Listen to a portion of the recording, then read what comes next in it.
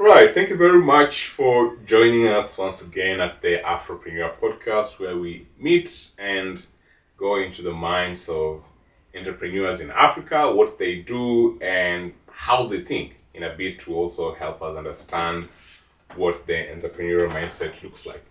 And today we are going to continue our conversation from where we last left it with Mr. Stephen Maithya, where we'll be talking about entrepreneurship in general. What are the different highlights? What is the story looking like? Also, what are the lessons that we can learn from various points of being an entrepreneur, which could be applied to your life in general. You don't have to be an entrepreneur to learn from the skills we're going to learn from today. And before we get into that, I think we'll start with the point of an interesting development, I'd call it, that has happened in the photography space, comparing the 2015 to 2018 era and post 2020 era. The AfroPreneur Podcast, a podcast for African entrepreneurs, presents inspiring, innovative, and disruptive entrepreneurs from Africa as they share their lessons, insights, and learnings from their unique entrepreneurial ventures. I'll be your host. My name is Ogweno Stephen. Let's roll.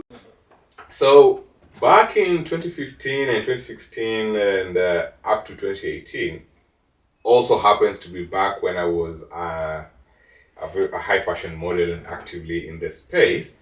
There was a lot of new, well thought of, curated content in the visual space. Yes. So this is both photography and videography, but more so in the photography space. Yes. There's a lot of art and thought and energy that was put into the content that was being produced. Yes. At the time, I remember there was one photo shoot or one concept that was done by these guys from Moore University. What was their name? I can't really remember their name, but they did a gothic photo shoot. Yeah, I remember. Though I don't remember the photographer, I remember the project. Yeah, they did a gothic photo shoot. Which went viral. Which went viral nationally. Yes. One project. Yes. It featured in the news, it was in the blogs and whatnot. And then we also did a photo shoot on creation. So on Eve, Adam and Lucifer. And where I played Lucifer for that shoot. And there was Angel Gabriel, yes. Angel Michael, and there was even God. Yeah, there was even God in that shoot. So we were creating sort of the biblical. Yes, the biblical representations of the various characters back then.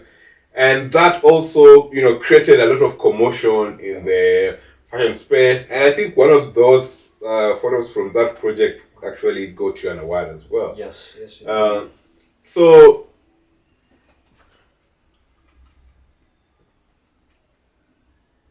So comparing back then and then comparing the post 2020 era, and the expectation was that there would be a rise in creativity, in the visual energy that's put into space. I mean, back then we also even had the likes of Alois, Chrome Studios, doing Osborne Macharia, doing very, very vivid, very creative, well thought photos, and those were what were really at the highlight of the visual space back then. There was also Thandiwe Muriu. Yeah, there was Thandiwe Muriu. There was Emmanuel Thuo, and all those.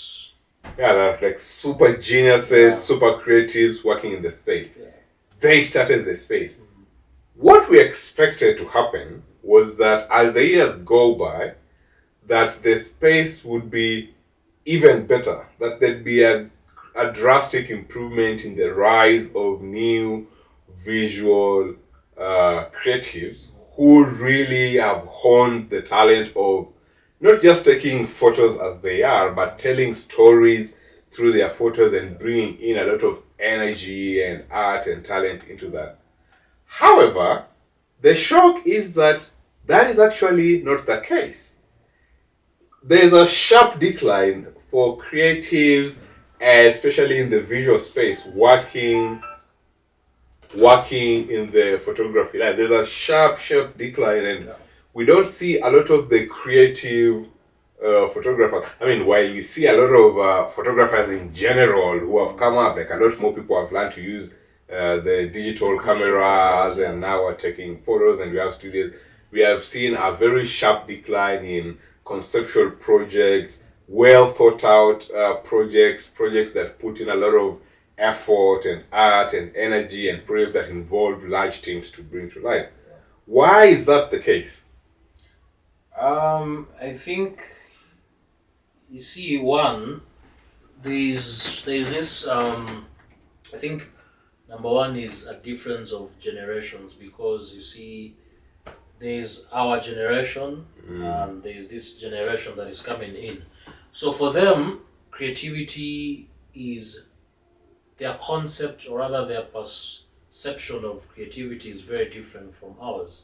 And by generation, I'm speaking of millennials. So we have millennials and we have Gen Zs. So Gen Zs, their perception of creativity is entirely different than what our perception of creativity is.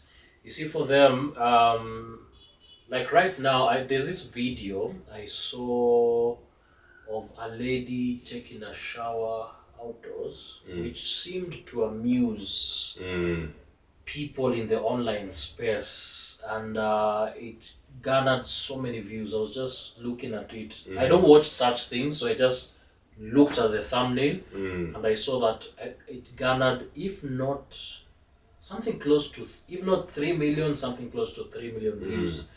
So I was asking myself, have we lost it? Now we are celebrating, let me say we are celebrating mediocrity. There's no better word to phrase that. Because before, people were putting in the effort, like you're saying, we had well thought concepts, so much energy was being put into projects. Creatives will give their all and come up with something that competes internationally. Right now, people are more focused on what can get me attention, what can get me fame, what can put me in the spotlight, but locally. So you see, even what is it called? You see, for us, we were looking at how can we compete internationally. Yes, we are competing against each other, but eventually, how can we individually compete internationally? Right now, people are competing locally. Then another thing, with us, we were not doing it for attention, we were not doing it for fame, we were doing it because we wanted to raise the standards.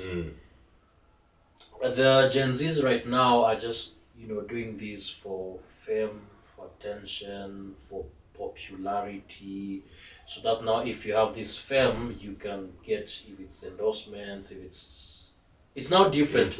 Us, we used to put in creative work so that we get these deals. For them, they are doing whatever they're doing to be famous so that they can get work.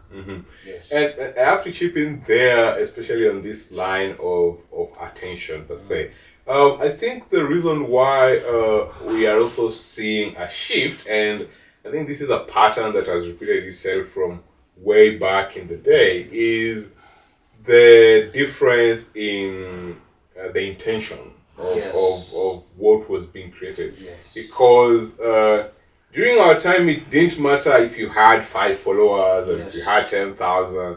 The main goal or the main aim of creating was to really bring into light what we had already thought about and really put it into form. And it didn't really matter whether it was whether you looked perfect or whether your skin was smoothened and all of that. In fact, the more real you were in the photos and the more sort of imperfections you could show in the photos, the more well received they were. It was as if people wanted to actually see the you The in the authentic photo, self. Yes. the authentic self in the photo. And now the context has shifted, and rapidly so, because the intention now is mostly directed towards the attention per se. We want to be seen, and we want to be seen as perfect, which I could also say is a construct of the social media in general, where the TikToks and the Instagrams are really showing us all the perfect side of things and how things look like in a perfect world, and everybody is perfect. And so nobody wants to go back to being creative and bringing out authentic self images with all the perfections and imperfections in them, which is why I think we've also seen a decline in creativity as it is, and sort of a rise in perfection in terms of the visual content that is being created. Perfection for the self and not necessarily for the concept. Yeah.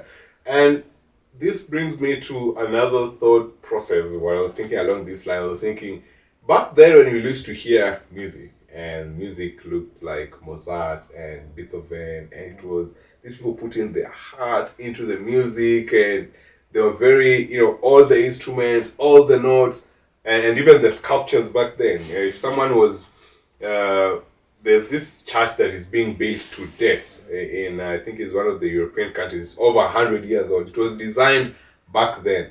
The goal of the artist who was designing the church was to create one piece with as intricate detail as possible, that it took them 100 years. They died, other people picked up the project, continued to date. And even back then, looking at people like Picasso and the great artists in terms of the Leonardo da Vinci's, when they were sculpturing the various images that were sculpturing, they didn't sit down and do it in 2 hours or in one day. It was like, for the next 10 years, I'm working on this one piece. Yes.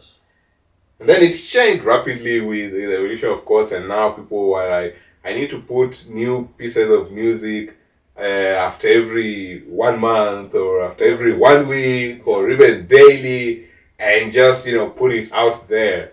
And it became a question of quantity versus quality, which is why I'm pushing back the question to you. What are you seeing now in terms of the visual space when it comes to conversations on bringing out quality and excellence versus bringing out quantity, and how is that sort of competition playing out in the creative space today?